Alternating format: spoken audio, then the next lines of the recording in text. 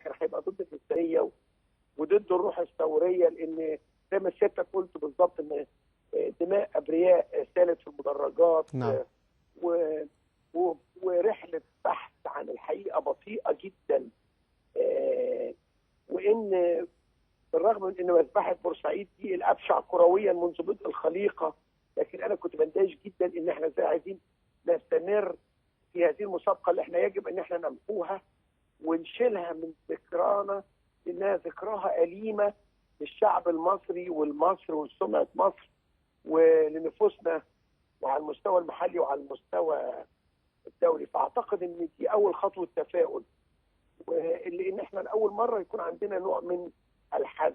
نعم. وأنا بجزم إن مستقبل الكرة هيكون أفضل في السنين الجاية بعد الخطوة دي، وأتمنى أن يعقبها خطوات إن إحنا ننقي الوسط الكروي من كل الشوائب بكافة الاتجاهات. باشمهندس، نعم. خليني اسال حضرتك، ردود فعل القرارات دي بالنسبه لك كرئيس نادي، ورئيس نادي بالنسبه له الامور يعني ما هياش بوفره ورفاهيه الانديه الكبرى، يعني يمكن اما الامور استحكمت شويه انت قررت ان ترسل خطاب رسمي لانهاء اعاره معتز اينو، كيف ترى هذه القرارات في الخروج من الفتره الصعبه اللي فاتت؟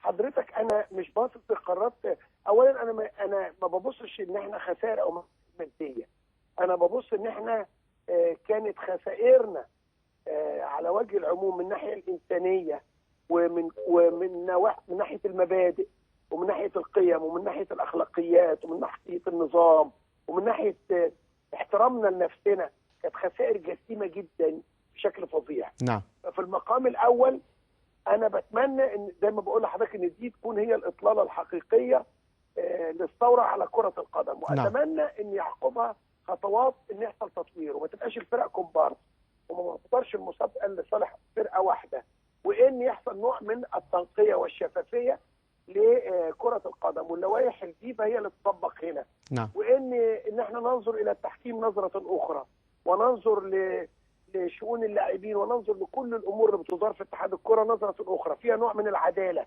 لابد ان تحدث عداله، لان من ضمن الاسباب الكبيره اللي ادت الى هذه المذبحه ان كانت الناس بترتكب الاخطاء ومحدش بيعاقبها، ما كانش في اي نوع من الحساب، ما كانش في اي نوع من العقاب. نعم. كان اتحاد الكوره طبعا زي ما كان بيصم اذانه، كان بيكيل بمكيالين، كان بيضغط على فرق وما بيضغطش على فرق اخرى في كل اتجاه.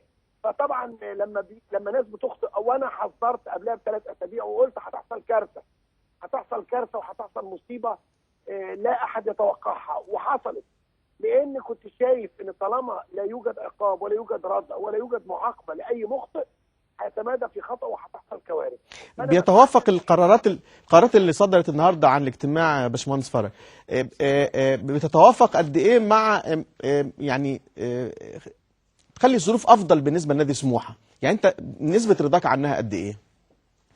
انا حضرتك انا عايز اقول لسيادتك كلمه، انا ما ببصش للقرارات انها ترضي نادي سموحه وما ترضيش نادي سموحه، ترضي المصريين والمجتمع الرياضي وترضي انسانياتنا ام لا؟ نعم. هو ده اللي كان الحكم عني. نعم. لان لما كان حد بيتكلم عن خسائر ماديه كده انا لم انظر اليها، لان احنا وصلنا الى الهاويه. تفتكر هنبقى افضل الفتره اللي جايه؟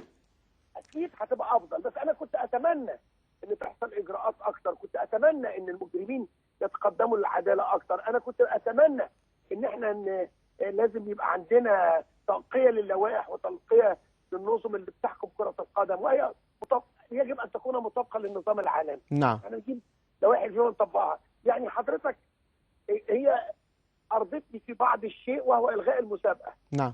بس لكن في عده عوامل اخرى، القصاص من كل من اخطا في كافه الاتجاهات. نعم. لابد ان يحصل ان كل واحد ارتكب جريمه ياخذ عقاب يوازي هذه الجريمه ايا كانت.